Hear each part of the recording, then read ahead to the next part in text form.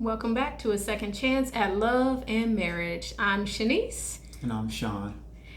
And we are going to get right into part two of, well, let's start where we left off. Where we left off was your 20-year sentence and how long that was.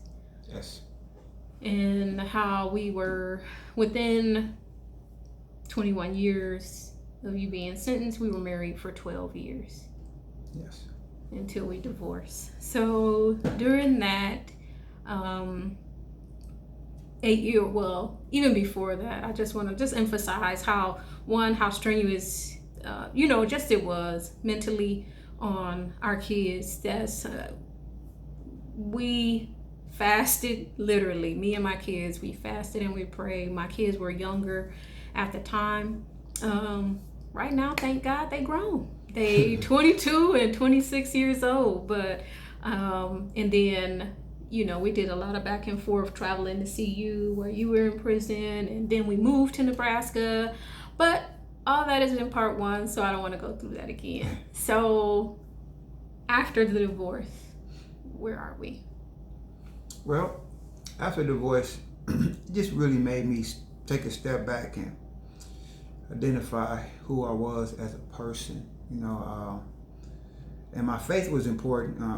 Being raised as a Christian, I kind of inherited the traditional faith of my parents. So I just became a Christian. And then being married to Shanice after, we talked about this in the first part, after she gave her life to Christ and she became a Christian, I kind of adopted that part of the faith too. So up until that point, I was a Christian, don't get me wrong, but it was more or less the traditions and the disciplines that I was into, the fasting and the reading and, unfortunately, the get it right, do this and do that, and maybe this will work out for you. So it wasn't like my motives was wrong or anything. It's just that I think it was more or less to keep me. Christianity was to keep me. But when things seemingly was falling apart and I wasn't seeing the benefits that I thought I was of being a Christian, it made me, look at the faith more from a personal standpoint. More than developing a personal relationship with Christ. I had to look at the philosophy of Christianity. I believed in my heart, confessed with my mouth per se, but mentally, did I really adhere to the principles of Christianity? So I started to really just study the faith, not just for theological reasons to know more about the Bible, but to say, do I really believe this? And why do I believe this? Because I was looking for something, and I was looking for an identity. I was looking for a sense of a worth. I was no longer someone's husband or someone's father only, or someone's. I was like, who am I? And I needed something to really help me to understand my life and the world around me. So Christianity became more than a faith to me. It became a worldview. And Shanice can tell you right now, everything that I do right now, I look through the lenses of my belief system. It's my worldview. I see the world through that because I have an identity now. And it's not like what people say, I got an identity in Christ. It's just, I got an identity. I know who I am, and I know what I believe, and I know what I stand for. And it really, really changed me. So the divorce was hard. I was hurt. I was frustrated, not only with me and Shanice's situation, but God and life, But I just didn't say, well, forget this or forget that. I said, you know what? I'm going to use this time to really figure out who I am, what I believe, what I want out of life. And it really built me as a man. And anybody know, the guys that watch this, that know me from prison, they'll know that I still stayed committed to my faith, which I am today.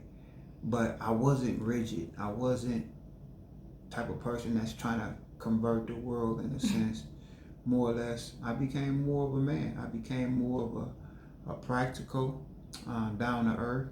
You know, guys can really relate to me because the principles of the faith matter to me more than the theology, more than the practice of certain traditions or disciplines. I really believe that, and it made me a better man. Well, you said something too that most people don't do, at least that I know, or in my history of Christianity. Most people study the Bible to be Bible smart and to quote scriptures and stories, and they remember that story. So they read the Bible for theological reasons instead of for digging into who they are, right, and the principles of it. So that's really good. What are some of the things you discovered about yourself in this time? Well, I discovered a lot of things. One, what I wanted. More so, and this is completely outside of the framework of marriage. One, how I viewed the world and what I wanted my life to look like. Because, just with the outside world, whether it be family, whether it be in the context of the church family, whether it be just American westernized belief systems that, having a house is the American dream, being married and having kids is the American dream. Everybody has this perfect model of what they think or what they believe a family should look like. Well, I wasn't interested in doing any of those things. I was more interested in what do I want my life to look like, and how do I want to live over the course of my life so that I can really live and not just exist, not just be here on earth. Right. And that's what I learned. I learned that I don't really want to buy a house in the United States of America and deal with all the taxes unless it's a really, really opportune. It's got to be. I wanted to travel. Mm-hmm. I wanted to travel all over the world and have different experiences in different countries with a diverse group of people. I learned that I enjoyed time with myself. I enjoyed time with myself. I enjoyed taking myself out to eat. I enjoyed spending time with myself, and I'm okay with that. Yeah. Yeah. That's cool. That's cool. And I can see that. I can see that you are so much better, different. These times and the second chance than the first time. Not only were we young, you know what I mean, in the sense of numerically, numbers wise, we hadn't really developed. Yeah.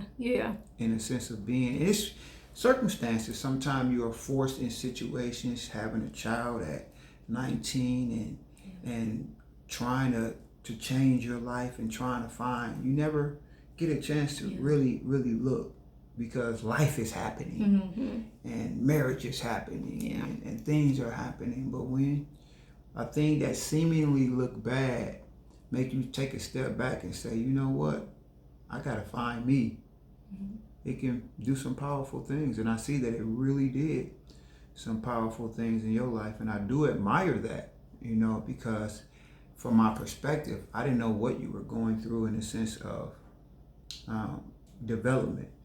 I just felt pain.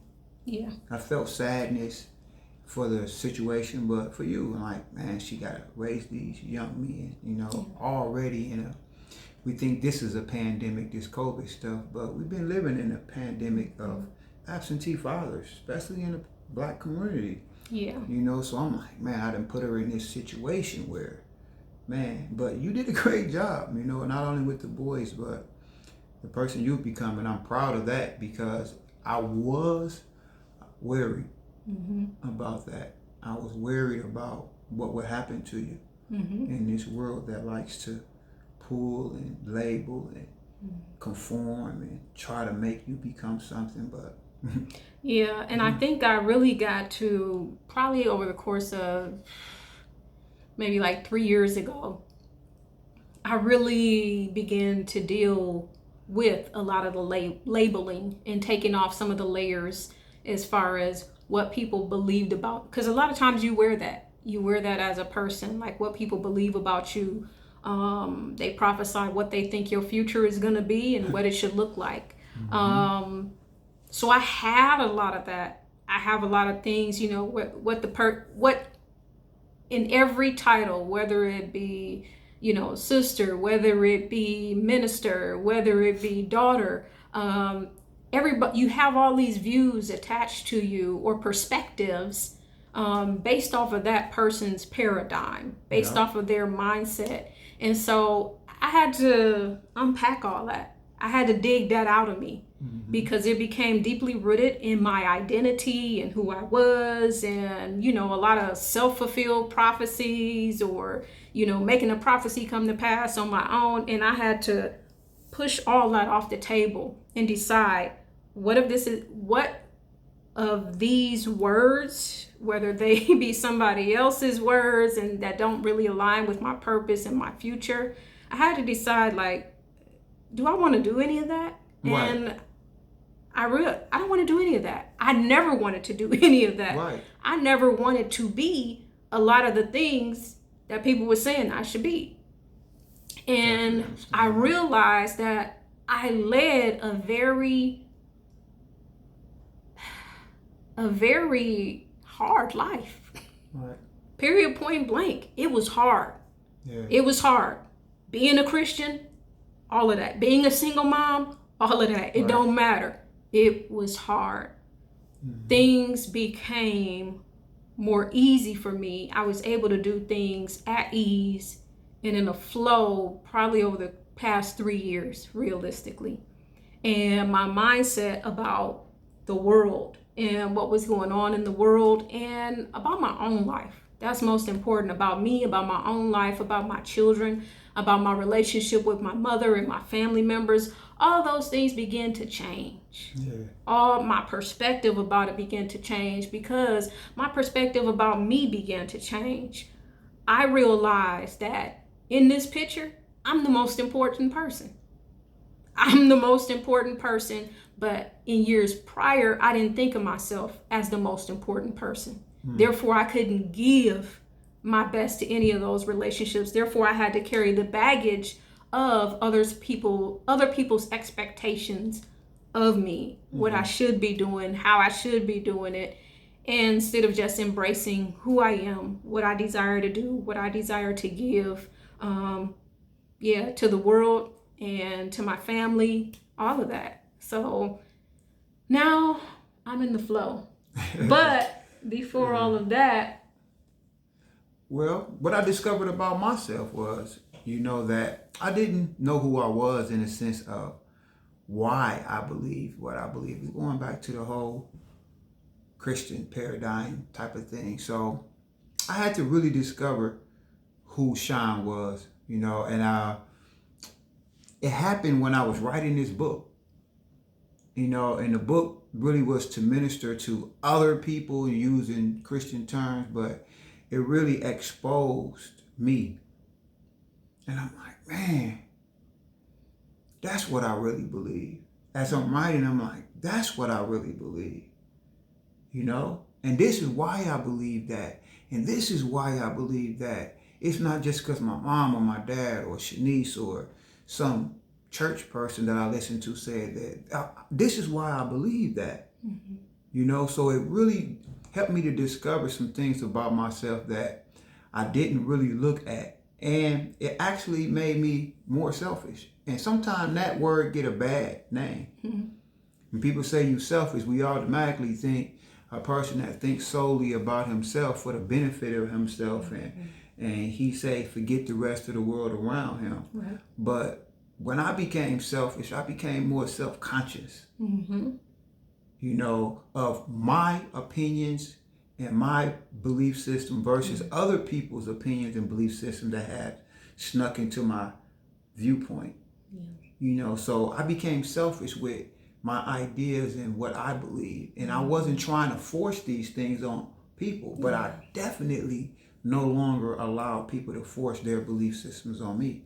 That's really good. And that's what that selfishness helped me to truly discover a self, an image that I'm saying I can look in the mirror and say, that's Sean.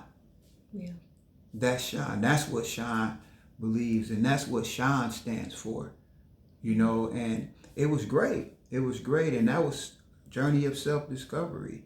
And that's what I discovered through the whole process of the divorce. I looked and said, you know what? This is who I am. Mm-hmm. And me and Shanice often have long and great talks about how to love ourselves. And one of the answers became from that question is self-acceptance. Mm-hmm.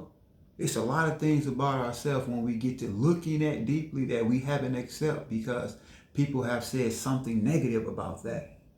They'd be like, well, you got this type of personality. That's not right. But if that's your personality, accept it. Yeah. People may not like it, but when you try to conform, and that's what sometimes, unfortunately, the Christian culture try to conform you. The Bible said don't be conformed to the image of this world, but it definitely didn't say conform to the image of tradition faith. Yeah. It says be transformed. Yeah. You know what I mean? By what? Renewing your mind. And many of us haven't even learned to think for ourselves. Yeah. We think on the lines of culture, religion, whatever the case may be. We don't think for ourselves.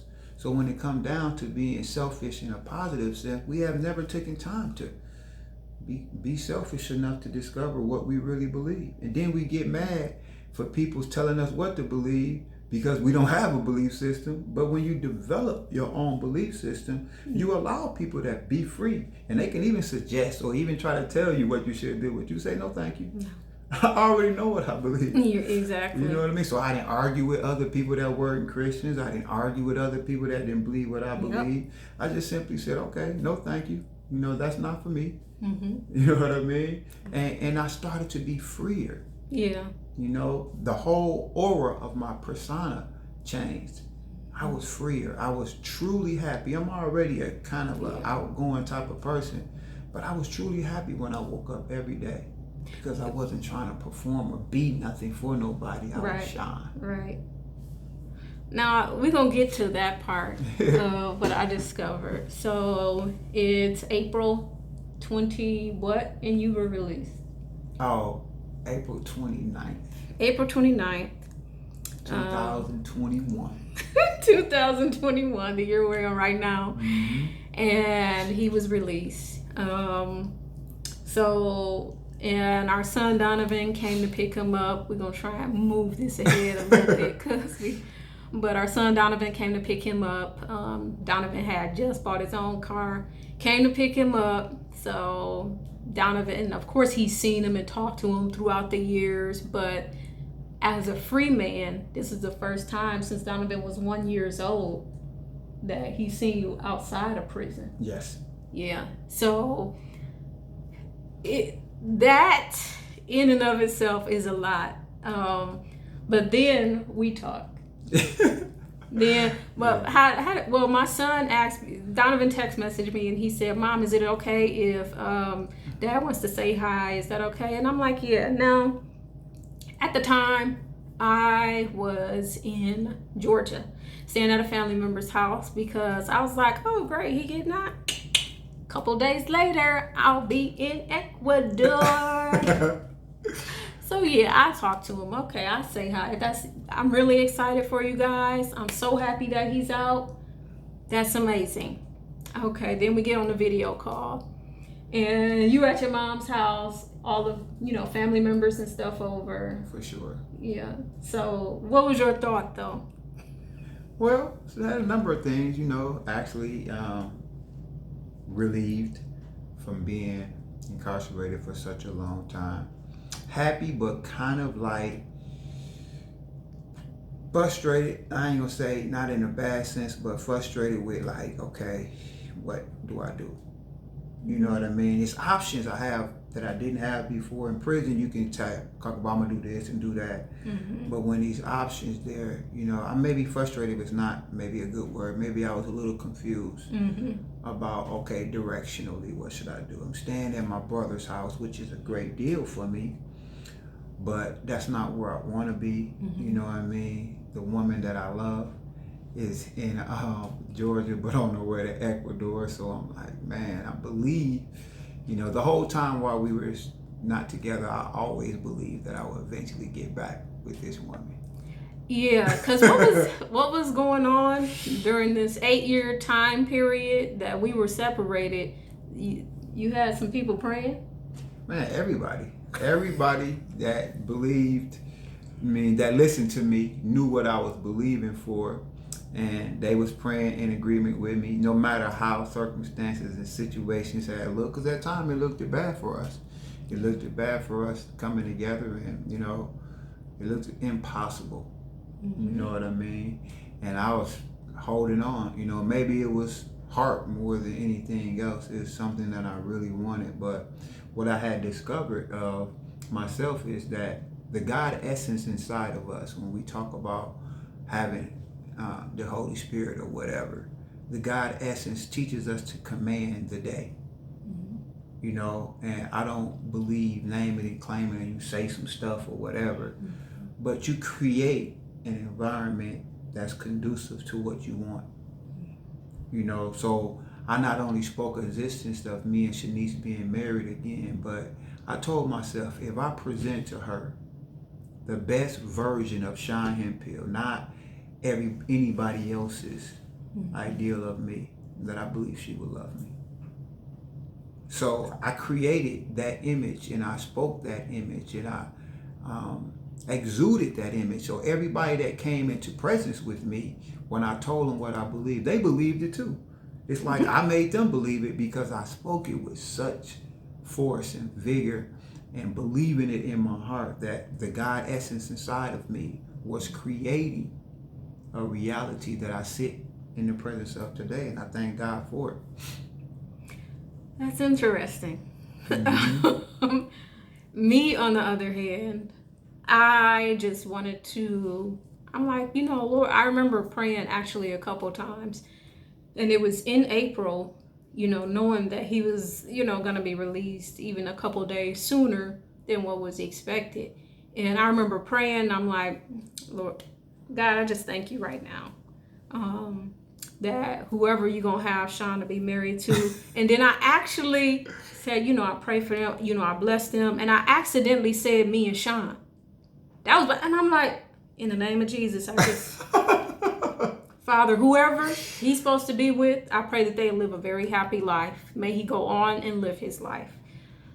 I just didn't want to get caught up in the emotional attachment, that we previously had, and then get, let down. I just didn't want that to no more. I wanted to just live my life, and I wanted him to live his life in whatever happiest way he chooses to. Right. So when we briefly talked on the phone, when he got out that first day, just to say hi, how you doing? Okay, great.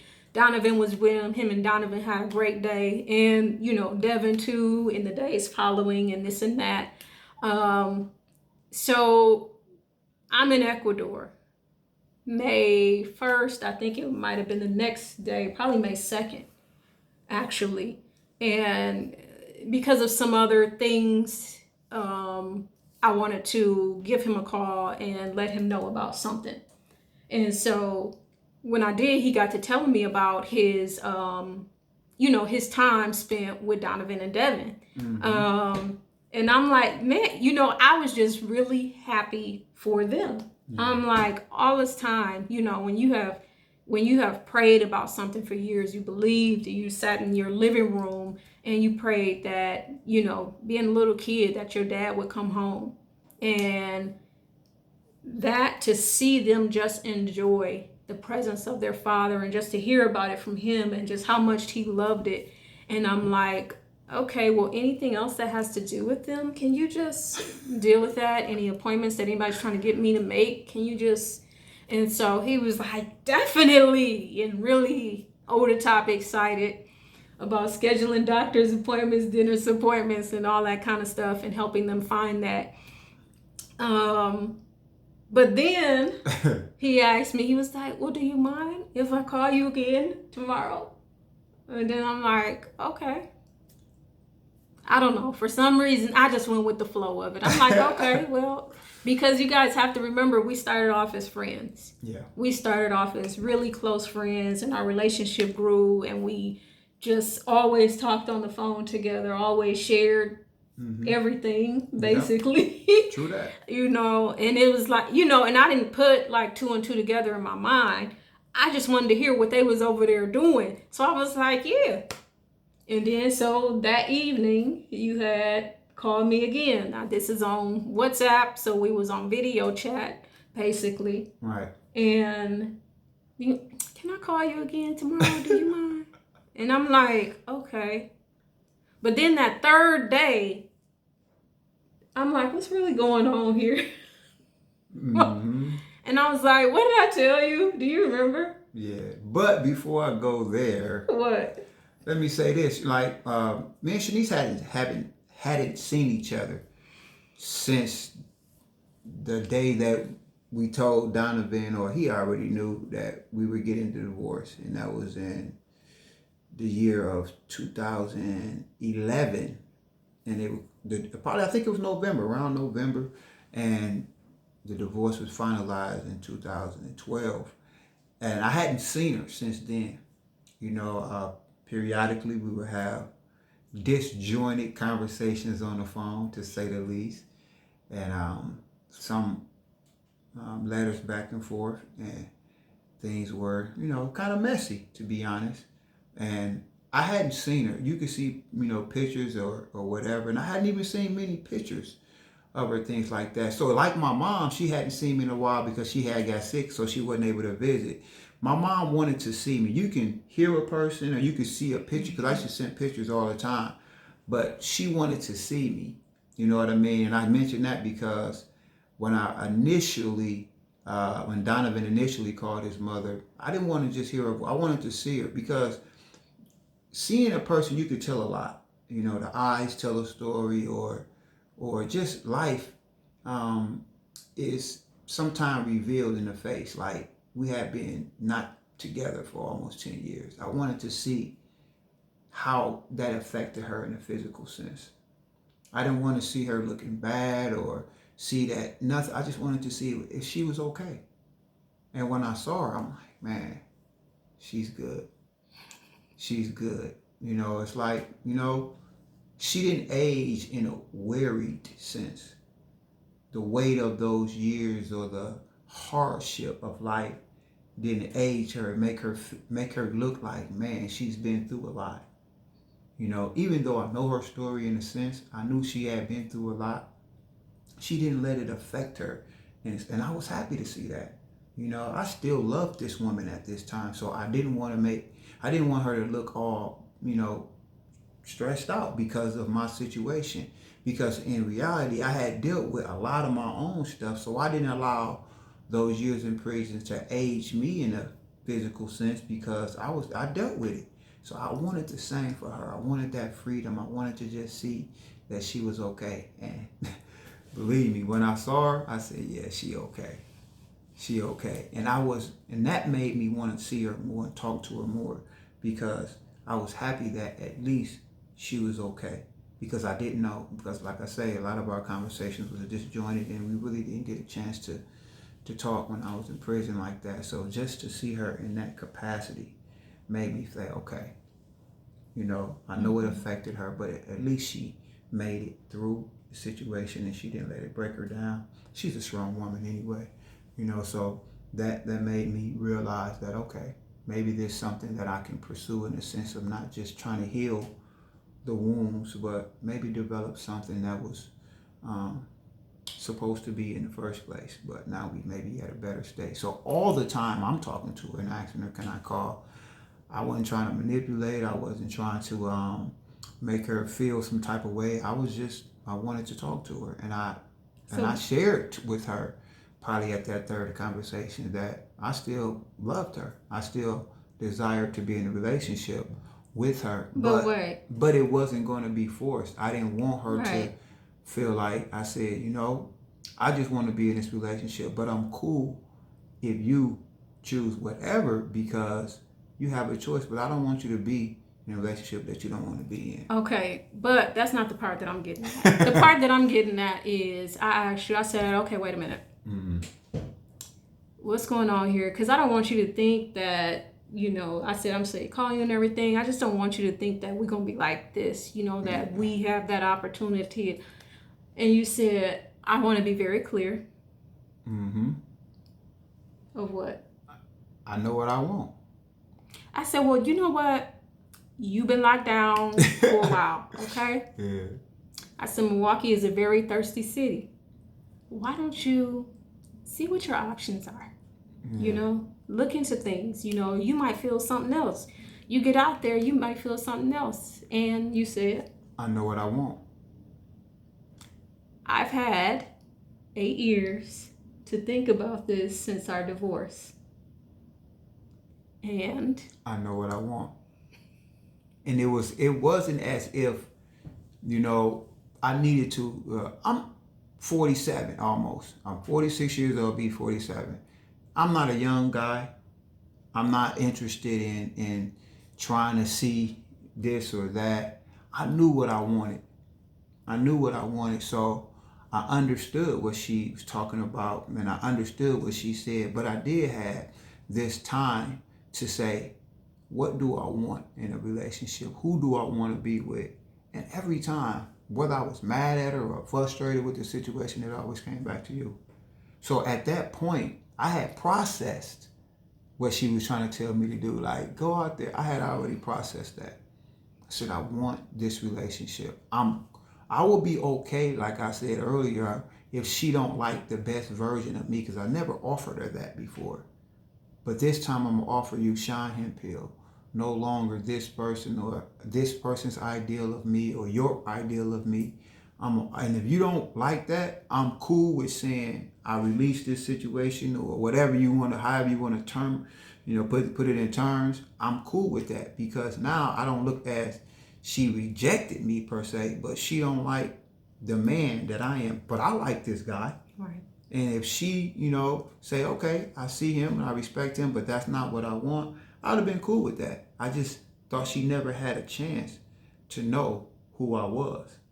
Yeah. And I was convinced, like I said, if she did know who I was on this level, that she would desire me. But I knew what I wanted.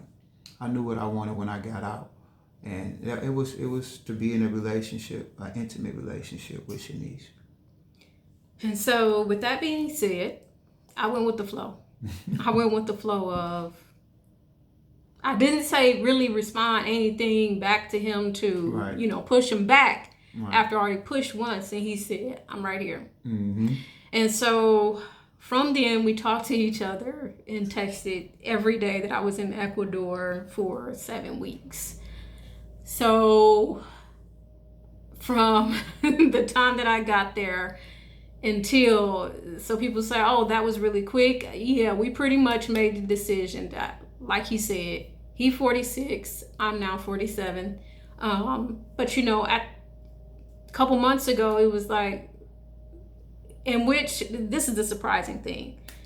The surprising thing to me was that everybody else knew that we was gonna get back together. My people knew. For all y'all out there, my people knew. I didn't know. Okay, I didn't know. I was just trying to keep the distance. Like, you do you, I'm gonna do me. Okay, I'm just gonna stay focused on living my life, and that's gonna be it. And I hope you have a good life. So my people knew. So I called. I called one of my friends. No, I text messaged one of my friends. I said, I think I'm in love. This is while I was in Ecuador. I said, oh my gosh, I think I'm in love. No, I didn't even say I think. I was like, oh my gosh, I'm in love. And they was like, oh my gosh, my heart beating so fast. Wait till I pull over, I'm gonna call you. It was so funny. funny. And then my other friend, so then that friend said, child, go with the flow. And then my other friend called her, girl, I knew that. And was just cracking up laughing. But everybody thought that this information was just so juicy.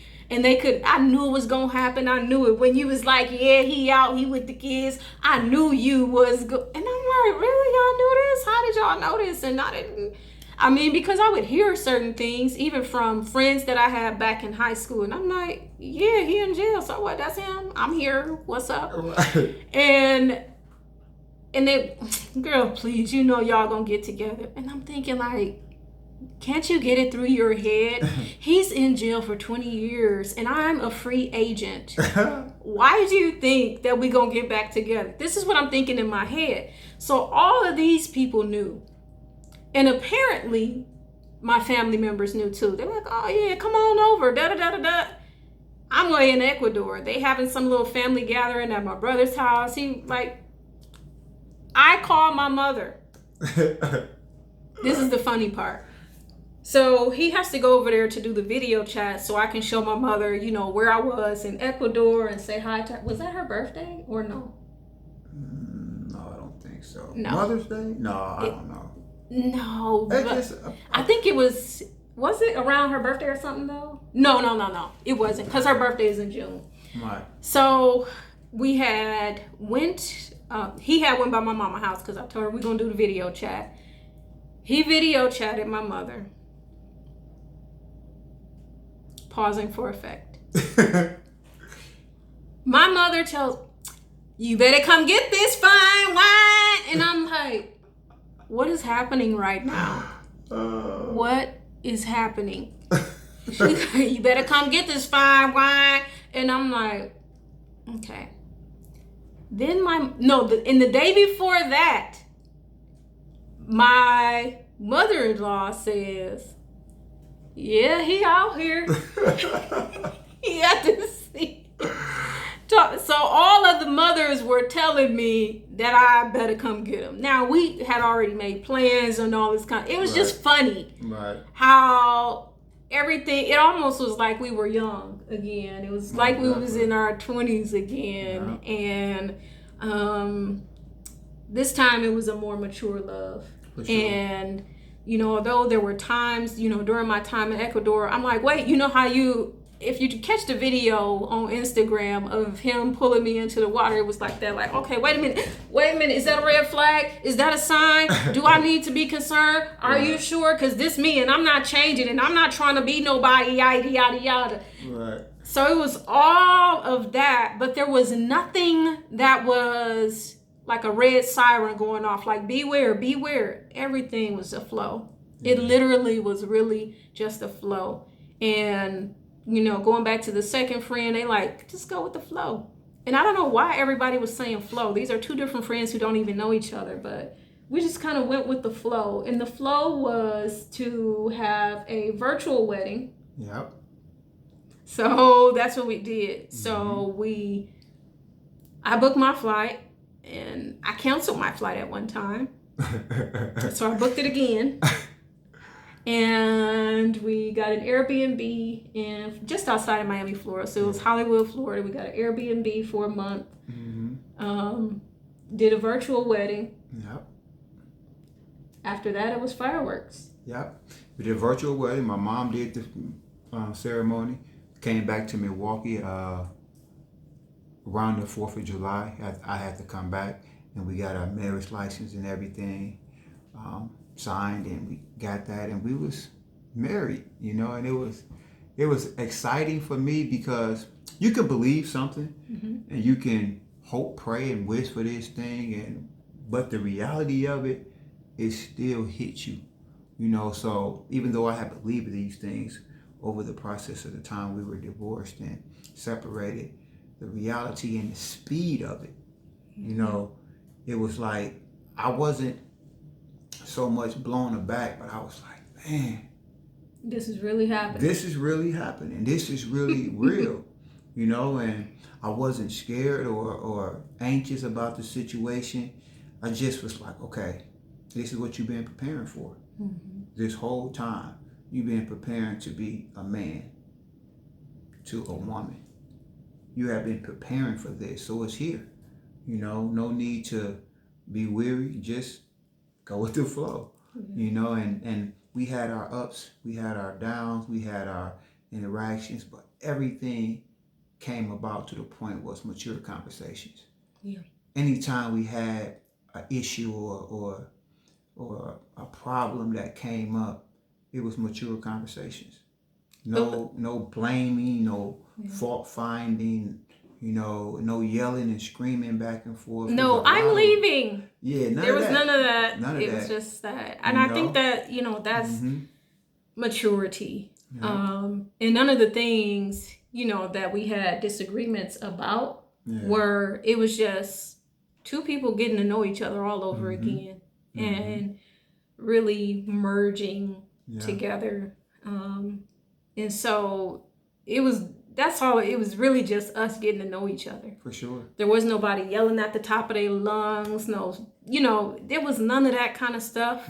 Yeah. That might have happened when we was 26, 25 years old and going through none of that stuff happened. Yeah. But let's take a walk back, step back a little bit. Okay.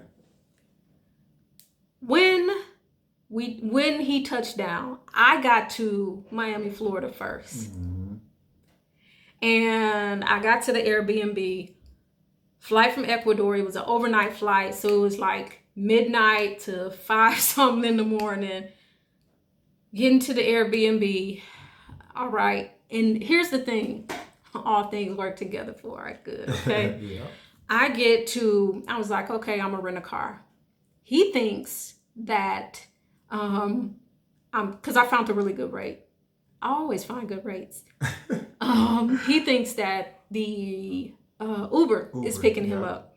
So I was like, I'm going to rent a car. I get to the counter and the guy like, let me upgrade you to a 300 with the roof, with the sunroof and all this kind of stuff. I'm like, oh, okay, same price. Right. So I get the upgrade. I drive.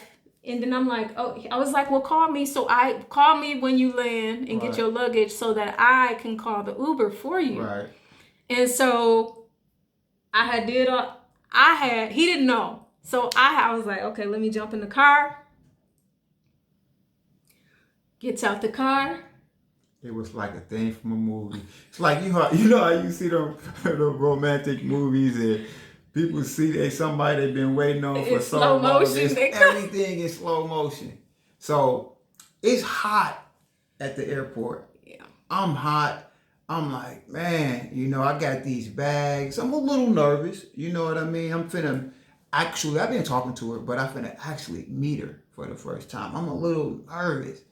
So I'm thinking I got time to prepare in this Uber ride. I said, I got time to prepare to calm myself down to, get focused, get centered or whatever. But she gets out the car. I look, I'm like, I don't know what to do because I'm not prepared to see her right then. So I got my bags in my hand. I don't know to put the bags down or put the bag. So I'm like, what do I do? And she opened up the truck. I grab her. I know I'm crying. I know I'm like, I don't know what's going on, right? So I'm like, man.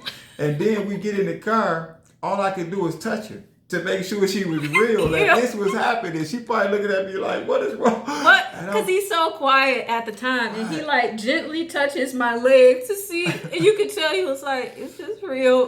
Just the way he touched my leg. Like, I just have to make sure. It's real. It's like, you know how people, all the stuff you hear, this is a dream or whatever. I'm like, I was prepared to meet her, but not like that. And it was epic. It was beautiful. It was something that I'll never forget. It was a moment. Yeah, it really was. And I could actually bear witness to, it did feel like when I got out the car, it seemed like everything went in slow motion. Everything. It literally felt like that. Yeah. And this was the one time, probably not, here's the thing. If you follow me on the road to inspire, you will know that I like food, okay? And the whole purpose of leaving the United States and being able to travel and stuff like that is so I can eat good food and I don't have to cook. Right. I don't have to cook any of this food. And cheaper. Yes. And so when we got to Miami, Florida, beautiful Airbnb, it was so nice. We had an amazing time. We have plenty videos on the road to, we have those videos on my Instagram page, Shanice Hemphill. But we got one video where we did how everything was in Florida and which beach we liked the best. But that was the one time, like, for the whole 30 days, none of my recipes went wrong. Literally. It was great. Every day, and I was straight up cooking, like, okay, we're gonna do this, we're gonna have this Monday, Tuesday, Wednesday, Thursday, Friday we're gonna go out, we gotta go get tacos once a week because we had the best taco spot. So I'm like, and I didn't notice it until it was like weeks later. I was like, this is the first time that all my recipes was bomb. All of them was good. So it's like instantly that the part of me being a wife and being able to cook and all that, because I could cook, right? But I wasn't trying to cook. Right. You know what I'm saying? If you single, it's like you ain't trying to cook a full meal, right? And so it was like I threw all that out the window. It was like, bye. But it was like instantly, it's just amazing how easily that was just ignited and it just all fell into place, and how easy it was for me to just allow him to do so many things. He doesn't mind being my sous chef. Never. He's a good sous chef. He's good at all the chopping and the dicing and helping prepare the food and all that kind of stuff, which is really good. But one of the things that I noticed that when it was time for him to leave and time for me to stay, it was almost like I was lost. Right. Like I didn't know what to do when he had to go back, because keeping in mind that he had already made a decision, and that's what I love about Sean, is that he's very focused and very intentional about his decision making, and what he intends to do, he is going to carry that out. Okay. And so he made a decision that, one, he was going to see the doctors in regards to, his foot, to see how urgent it was or if he had to have a surgery. And then after that, so he made a decision. His focus for the time was me and him. That's it. And he didn't want to start working before that. Mm-hmm. And so for us to spend this time together, and for him to really focus, I think his focus was much more deeper than mine, just because of his level of focus when it comes to things like this, and because of just who he is as a person. And I love that about him. I value that so much, in the way that he thinks for himself, and how conscious and how aware he is of so much, and how intentional he is about love for me and for our relationship and for our family. Yeah. So what'd you have? From my perspective, is when I decided to spend this time with her, because we had to get together. We had been talking on the phone and things of that nature, and I said we have to get together. So I had decided then, I was intentional at that point, is that I'm not only going to make this simply about her. I'm gonna give her an opportunity to see who I really am, how I live, how I carry myself, and how I go about my life. Because sometimes we pretend, not in a, I guess, conscious sense, we pretend to be something for somebody because we think that that's what they want. And then only to get married and to discover that not only has this person been pretending to that for this period of time, but also this person don't even know what they want. Mm-hmm. So since I had already made a decision that I knew what I wanted to give her an opportunity to make a decision if this is who you really want. Mm-hmm. You finna see Sean and the raw, per se. You finna really see me for who I am. So at this time, we had already committed to be together, but she finna say, okay, is this the man I love? You know what I mean? So that was my that decision, because we had 7 weeks, we were on video talking to each other constantly during the time. So as far as the commitment itself, that was already made. And that's why we made a decision to come together in Miami, Florida to get married. Right. Because we wanted to be committed to each other in the context of marriage. That's what that looked like for us. Right. The other thing is so he had to go, return back to Milwaukee. I was going to stay there because I had no intentions on going back to a place that I had left. So I was like, and we really liked Florida. We liked where we were. So it's like, okay, let's look at a place here. We really enjoyed it. We really enjoyed the weather, as well as just being out to go to different places and experience life together. Right. And Florida is a very easy place to fly in and out of too. So with that being said, Florida didn't work out. We had, again, many hard conversations, in between that time as I'm looking for places, but my safety became more and more of a concern. And as far as safety, it's just, living at Airbnbs, and then the expense of it. It was like the prices in Florida was just starting to be, it was like ridiculous. Right. People was paying $1,500 for a tent. Yes, a tent. And I'm not about that life. So, and then too, it was like the quality went down, and then the price just, went up. And it was like, okay, time for me. And then I was like, in my mind and in my heart, I was like, okay, what needs to happen here? And I just began to look at everything. It's like, because we both are not going to force anything to happen. And it was starting to feel like we was trying to force it. So it's like, okay, let me dial this back and really look at things and put everything into perspective. And the one thing that I heard was this. The one thing that I seen or realized was this. He has just been released from prison, and his parents are getting older. And they, his mother and his father have his mother more than his father has some health issues. They both have things, that they're dealing with. And I know how important that is for them and for him to just be have each other nearby, during times like this when they're older. And secondarily, I thought about, the needs of Donovan and Devin to have their father nearby. Right. And then I thought about, what, if we can delay this move for a season, I'll come back to Milwaukee. This is a longer conversation that we need to have. So, and I want to tell more of it. So I think that'll be for another episode, because the journey back to Milwaukee is a story in and of itself. It is. And I don't want to skip over it so much so that people wouldn't see it. But this is